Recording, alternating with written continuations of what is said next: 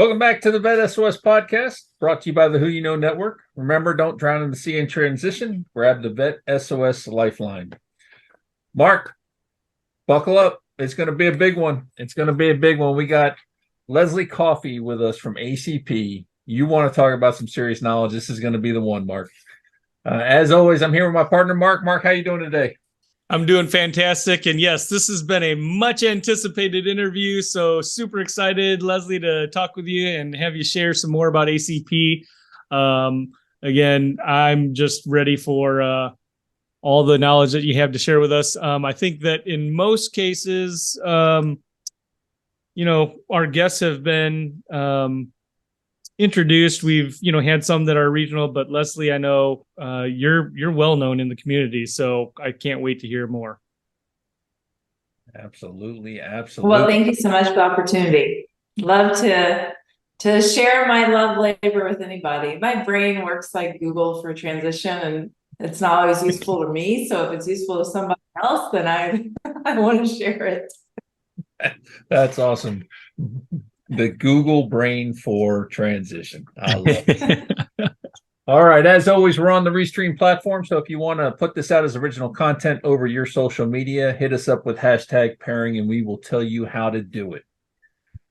So even though she doesn't need an introduction, we'll go ahead and tell you a little bit about Leslie Coffey. She's the Vice President of Military Engagement for American Corporate Partners and has been working to assist transitioning service members and military spouses in developing post-military careers for over a decade. A military spouse of 26 years, Leslie understands the unique challenges of being a military spouse and is passionate about empowering others to find and grow great careers.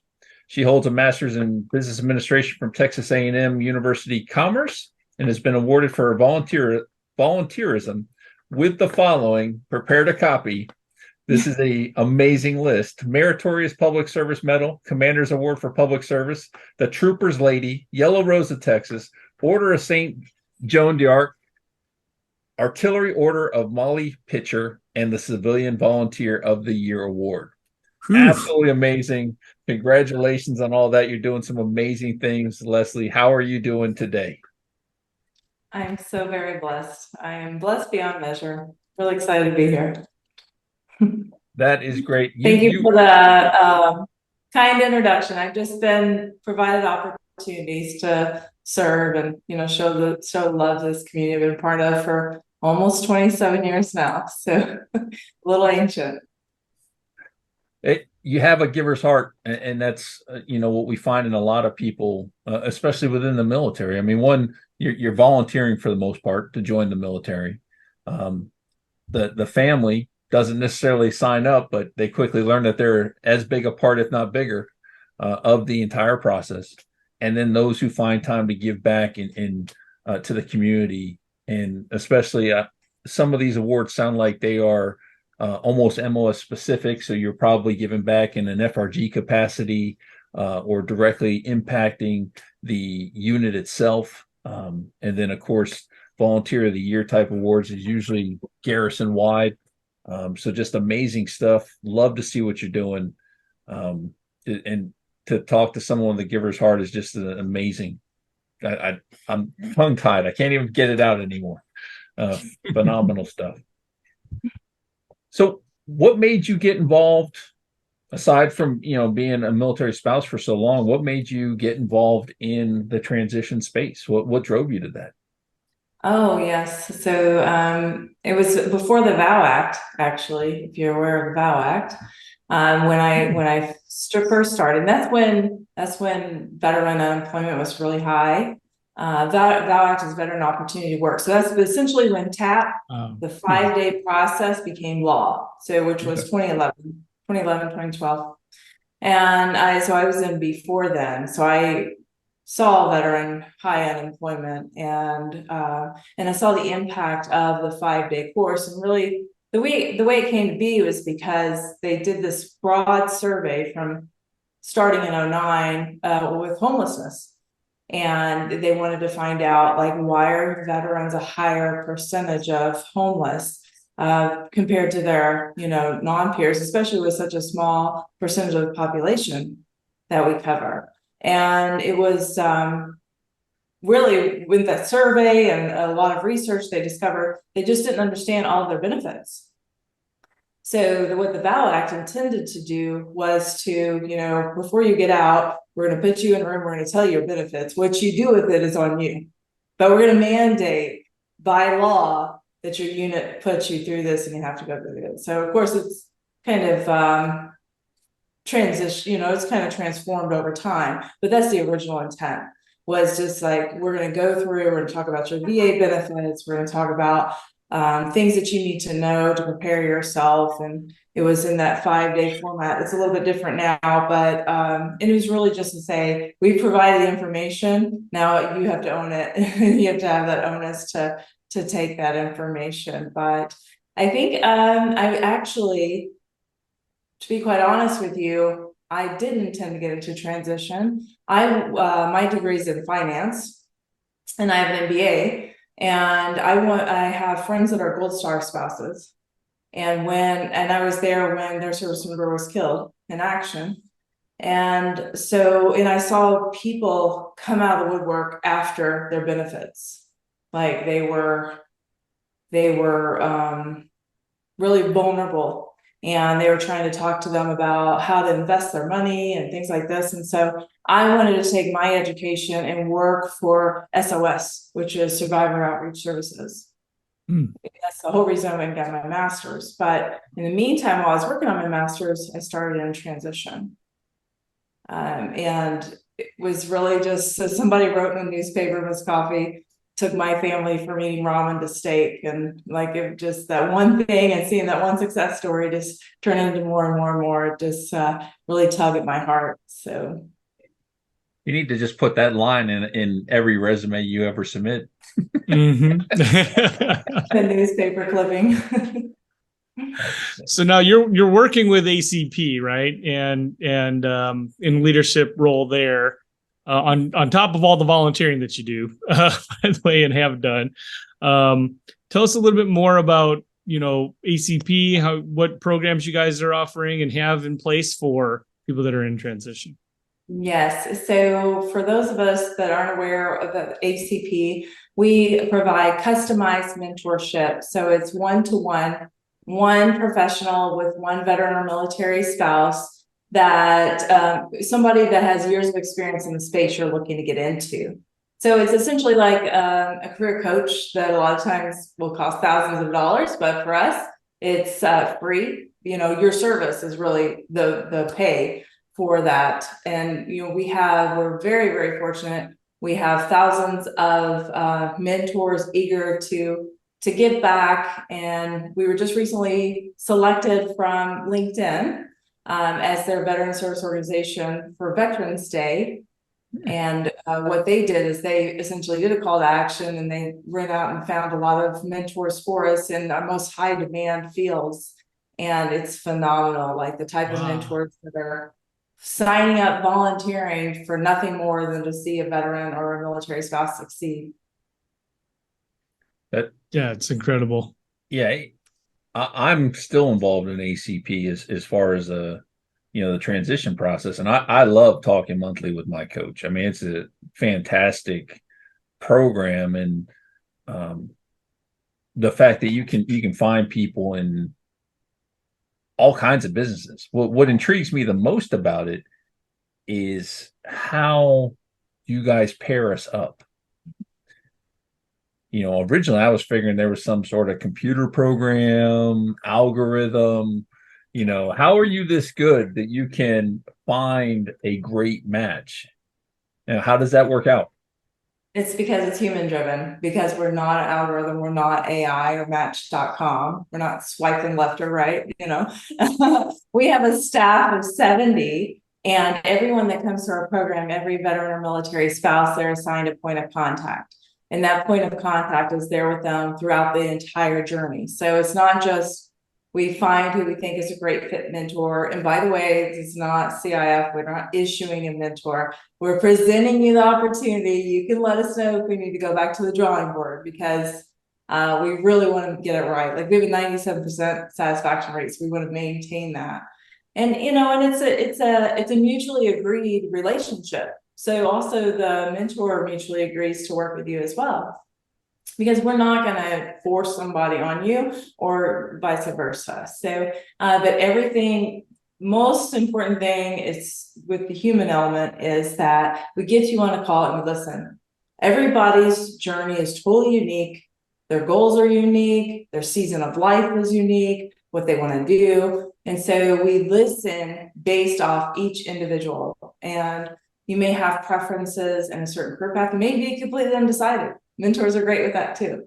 But you may prefer somebody of the same gender or a different gender, you know, same ethnic background or different. So we take all of that into account when we're looking for a great fit. But we first start with your professional goals, because we want somebody who has years of experience in the space you're looking to get into to really kind of guide the way and help you to, you know, just kind of smooth that path, make the right introductions, help you to pull out relevant experience on your resume, get your elevator pitch together, everything that is entailed with speaking a lingo that a hiring manager would understand.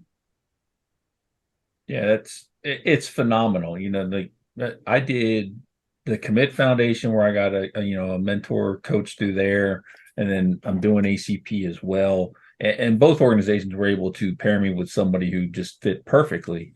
What I love about the ACP part of it is my mentor, I guess, is doing, or coach. Do we call him mentor coach? I'm mixing terms now. Mentor, but Okay. they're essentially like a career coach. Yeah. So I would consider mine a mentor for sure, but he's attacking it a little bit differently. So we sat down, and his career field and my career field are different.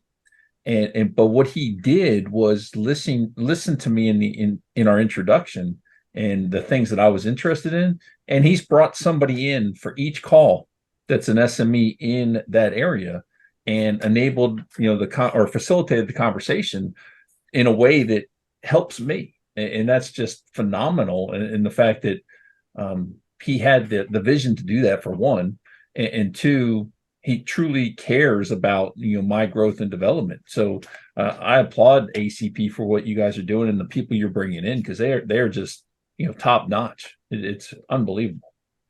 Yes, all of our mentors are vetted, and they have tools to help them succeed. They also have a point of contact at ACP that's there every step and checks in every month. We have orientation. So there's several touch points throughout the process to make sure it's successful. And, you all are able to grow, and, we kind of nurture that relationship along the way. Is there a certain kind of like prerequisite of qualifications that you need to have to be a mentor? To be a mentor, so the ideal mentor would have 6 years of experience in a specific field. It really just depends, but we're always open to have a conversation. And sometimes they may be a quick subject matter expert and they don't necessarily have 6 years, but we have the gamut. We have somebody that is potentially like a line manager in manufacturing that might be helping someone go into production, all the way to CEOs and chairman of the boards. So like, and the same thing for who's in our program, anything from an E3 to we have O10. So because it's customized, it's going to be based on the fit, like as far as developmentally and experience and things like that. So the thought popped in my head, because this comes up all the time in our career transition work in the civilian sector. But, we're helping people like folks that are straight out of college, dealing with the chicken and the egg, right? No job, no experience, to, senior level executives who are at the end of their career, end stages of the career. They're just, looking for their last position before they retire. So it's interesting. What I have found is that typically the people that need the most help are the ones that are on that side, right? That they've gotten through most of their career. And maybe it's been a decade since they've had to do a job search, right? So who do you see that, like the O10s? Since you said that, I just had that pop in my head. Do they need a lot of help, or or do they need more help maybe in some cases? I think it's, the hardest thing that we answer daily is deciding on the next career path. First of all, it's you don't know what you don't know. So open your eyes to so many opportunities that exist. And that's something that I really enjoy about our weekly webinars. So we have webinars weekly with all of our corporate partners. We have about 120 corporate partners, and that's where most of our mentors come from. But every week they come on and they share their opportunities. And every week I learn something new about positions. And they're always veterans that are at these companies, and they're talking about not only their transition and how they landed in that company, but day in the life and the culture. So one of my favorite was Unilever, and I didn't realize that director of ice cream planning was a thing until I listened to that webinar. And he's a veteran. That does that. In his job, he tastes Ben and Jerry's every time before a new Ben and Jerry flavor hits the hits the market. And I'm like, that's my job. That's my dream job. Where do we sign up? Right? You always hear those stories. Beer taster, ice cream taster. In logistics in the military, and nice with Unilever. But every week you learn something like that. I'll tell you, like for example, Home Depot. We might initially think that working in the big box store, the Orange Apron, like that's what your mind tells you. But they're hiring like crazy for cyber and software developers. And that's what the webinar is all about, because their shopping app, that's internal. So they need the people to keep that going. And so that's just learning those things every week. I find so much value in that. Mm-hmm. Yeah. So, well, hey, oh yeah. How long has your business been in? Since 2008. No, not ACP. I'm talking about Mark's business. Have you been in business 6 years? Yes. So been in business for about 11 years. The Who You Know is 6 years old, coming up on 6 years old. The Who You Know network is. So sounds to me like ACP needs to send somebody a application. Yeah, I think so. Well, and it's a great point. I mean, I've always wanted to give, and I've got to get, still I've got to get this complete. I've already started, but I got to get completed my vets to industry mentoring. But also, would love to look at ACP too. I'm in the financial services industry, so certainly could provide some insights into that, because it's such a challenging career to begin with, right? In the insurance and financial services business. So would love to do that. But, you brought up a great point, which is in here locally, we've got a big kind of corporate operation for the exchange, right? For AFEs. And so a lot of people think, like, they hear that and they're like, I don't want to go work at an exchange or whatever. But, they've got project management, they've got IT and, accounting, finance, on the business side, leadership. There's all sorts of positions like that for companies. So I think that, a lot of people get out, to your point, and they're thinking in the box, because they've been always in the box. In the military, we were good at putting people in that box, right? And they can't get out of that. So that's fantastic. To your initial question, honestly, I think everybody has the same struggles with identifying what's the best career path. And I'll tell you, a dear friend of mine is currently in the process right now, and he was not sure if his mentor was going to be the right fit. And I said, you know what, have the call and then let us know. It's just an introductory call. But I said, what you need to realize is when you're going to that next career, it's not a contract. It's not a commitment. Like, give yourself permission to just play in the space. You're not committed he's retiring after 20 years, and he was prior enlisted, now officer. So you're not, you don't have to make a 20-year commitment again. So have conversation, and really who he's paired with is you talk about financial, she's a global portfolio. Her background is phenomenal. So I said, and he wanted somebody a little local. So we had a conversation like, let's just, it doesn't hurt to talk. I guarantee you she's going to have a network where you're looking to go that she can introduce you to people locally. But if, if it's not a great fit, we'll keep looking. Let us know. So that's what's most important. And then the other thing, Sean, when you were talking about, your mentor is taking it under, is kind of doing it himself, of introducing you to certain subject matter experts. ACP, the point of contact ACP, can do that too. So you can have like this established relationship where you really have the vulnerability, you have the trust, and you have that bond, but then you want to know about additional career paths. We can have what we call one-off conversations. So the point of contact ACP, they do that. They can, okay, maybe you have a broad HR mentor, but you really want to dig into DE&I or whatever it is, then they can schedule those one-off conversations. And most of our mentors are willing to do that as well. Yeah, that's fantastic. So you told us a little bit about ACP. It's a fantastic program. I hands down, I will vouch for it completely. I love it. How can people get involved, and how can people support ACP? They're supporting, they can always sign up to be a mentor if they have years of experience they want to give back. It is 1 hour a month is our request. 1 hour a month for a year, so 12 meaningful conversations.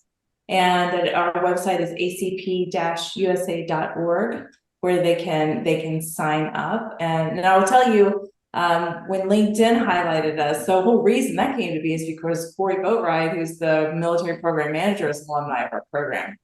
He came through in 2012 and he had such a great experience. He said, I want to make sure others coming behind me also have the great experience that I had. And he shared his own personal story that day when they started the campaign. That's awesome. And for people that are exiting and do not have this or have established and are paying on their own, veterans do get a free year of LinkedIn on the premium. So make sure that you guys are signing up for your premium version of LinkedIn through the veteran program.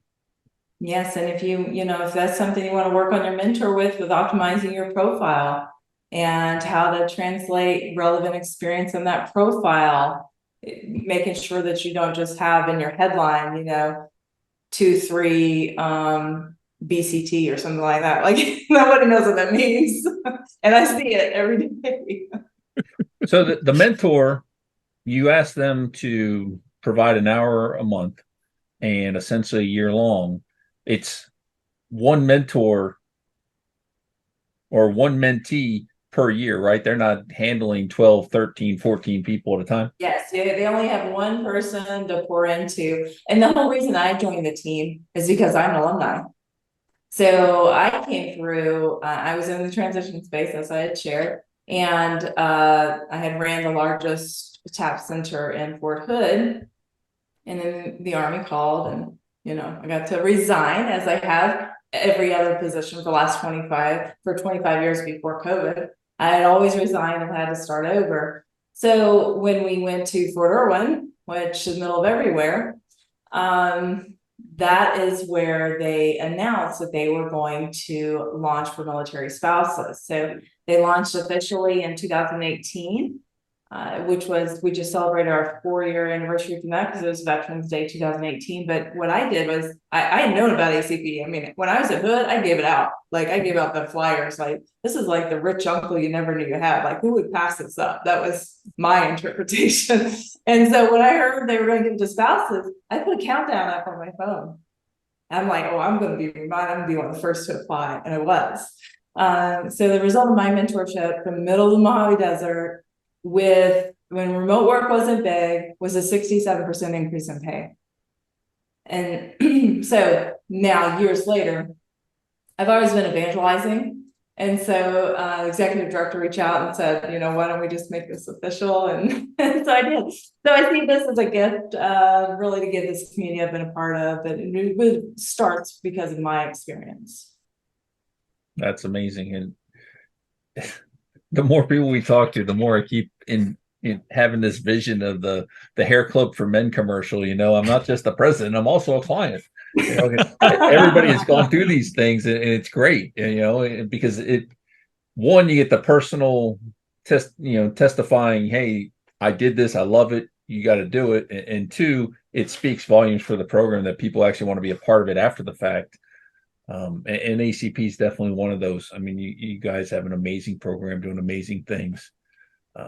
It's just how do what is there a program or a curriculum or like Gallup or something, the Strength Finders or something that your folks use to help people that are, you had mentioned earlier, that don't really know what they want to do, like as they're transitioning? Most of the time it's with that, when they're in that one-on-one with their mentor and they're able to help them really narrow the scope. And sometimes it's just exactly what Sean's going through. It's introducing them to different people in their network so they can really understand what a day in the life is like. And if it's something they see themselves doing, especially now that they get a choice, that freedom that you fought for to choose, it's great, but it's also terrifying. So, because in the military, you're just told, go do this job, wear the uniform, live here, right? And you just make it happen. And so now when you come out and you have all this freedom, it's overwhelming, right? And you also have that fear factor of making the wrong decision, but it's really just giving yourself grace, just playing around. It's not a contract, you're not locked in. And but I think it's most of them, what we see time after time is exactly what's going on with Sean's mentor. It's really having conversations. I'll give you a great example. We had a retiring E-7 Air Force airman, and he was interested in working remotely. And his mentor had identified that he would be fantastic in your space, in financial services. He came from a background in satellites, and he never considered finance. He was like, I don't know what sales, whatever. That was his thought. And she's like, no, you understand risk and risk assessment. So she got him to take this cert, and he was able to pass it. And anyhow, she got him hired at a competitor for 6 figures working remotely in a space he would have never dreamed that he had relevant experience. But she could identify from listening to him and understanding all the different opportunities, she could identify the skill sets and where he'd be of most value. That's phenomenal. Yeah. That's just amazing, right? I mean, I think that most people, unless maybe it's a different, but on the enlisted side, I think probably more so, is that you've got your MOS, you've got your AFSC, you've got your specialty, whatever, you're trained in. But a lot of people, when they get out, I don't think, unless you're retiring and you've had that career, you may not want to do that. And I think that that's often the case, right? Mm-hmm. Yes, a lot of times they for like healthcare or something, they're like, or right, like, yeah, that was me. I was healthcare, right, in the Air Force, and when I got out, I was like, yeah, I never want to work with patients again. People are so great. Why wouldn't you want to deal with patients? So Leslie, we're coming down to the end here. Love what you're doing with ACP, and how you're continuing to build the program and bringing in great people to work there and to be mentors, which is phenomenal. As we get ready to close, what do you want to leave the audience with? I am so very fortunate. I tell you what, I'm something I have to brag upon a little bit is that because of my employer, let's see, maybe May, I was the only remote military spouse. And now we have almost 30% of the staff are remote military spouse. Wow. Yes. And we have probably 8 to 10 veterans on staff. So the beautiful thing is we've already had spouses PCS and maintain their position. I mean, I'm actually one of them. We've had a spouse that's going to be highlighted under the Department of Defense MSEP program, where it was the first time in 8 years she was able to be with her family for Thanksgiving because of working with us. She could take her position to be around family, and it was her first time in 8 years. So things like that make my heart so happy. But definitely get involved, acp-usa.org. And on LinkedIn, we have a group that's called ACP Connects. Join the group because we built that specifically so we're not a barrier to opportunities. we built that specifically so our employers are coming in there and they're just putting all their job openings like daily, right? And then mentors are dumping in nuggets, and proteges are asking, can you help me with this or guidance on that? So if they're in, that group, it's safe. It's an ecosystem. It's safe. So you're there with the whole, but we built that specifically to not be a barrier to the opportunities, the veterans seeing them and the employers hosting them. And then if you're not, sometimes LinkedIn might be a little bit intimidating depending on where you are in your journey. If you prefer like a Facebook or Instagram, we're on those as well. Facebook, we have a specific, again, peer-to-peer support group, and it's called Compass, ACP Compass. So you can, again, safe space to get in there, peer-to-peer support, get on board. You always have an accountability partner through your journey. And what's most important is you're not alone. You've got a whole tribe out here that want to do nothing more to see you succeed. They want to help. You just got to let us know how. That is awesome. That's mic drop right there. Yeah. I'm telling you, the audience now, if you have not done ACP yet, you have to join. You have to do it. That is one of the ones I was told 2 years ago that you have to do, and I have not regretted it for a moment. Just a phenomenal organization. Definitely need to do it. Leslie, we want to thank you for your time. Thank you for the great information, and just amazing. Mark, you got any parting words? No, just blown away as well by the program. And yes, I'm going to look at getting an application in. And man, it sounds just like, exactly what people need. So, and that's that personal touch. Mark, and I have to tell you, and not to run over, but although our satisfaction rate for our veterans and spouses is 97%, for our mentors, it's 99%. So they get so much more out of just watching, because you only provided one person to pour into. Just watching the journey is just, sometimes they become like godfathers and their weddings. Like you'd be surprised the things that we see. It's incredible. I love it. Yeah, I'm very passionate about paying it forward and giving back and making an impact. So that's wonderful. Awesome. I can't wait. We're gonna have a party on air when Mark gets all his applications submitted. That's what you can do. You can have him and his protege together. There you go. Absolutely. That'd be perfect. I'm just going to put it on my resolution list. That's it. That's it's number one then. So, Mark, that's the industry has already been on it. So I'm already actively going through that process right now. January is National Mentoring Month. Oh, there you go. Yeah, I have to do it then. Yeah, there's no ifs, ands, or buts about it. Mark didn't stand a chance in this interview. This is great. Yeah, right. Thank you again, Leslie, for coming on. And we want to thank the audience for tuning in to the Vet SOS podcast. Remember, don't drown in the sea of transition. Grab your Vet SOS lifeline.